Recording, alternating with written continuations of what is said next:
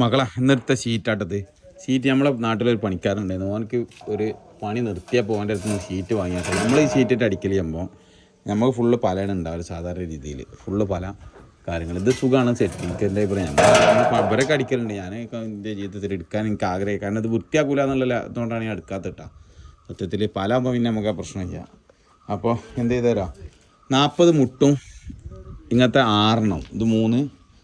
പിന്നെ ഇവിടെ സലാങ്ക മുട്ട എത്ര ഉണ്ടായിരുന്നു സലാങ്ക?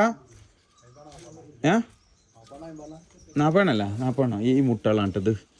സെക്കൻഡ് ഹാൻഡ് മുട്ടാണ്, പക്ഷേ 40 മുട്ടില്ല, 40 തോന്നുന്നു.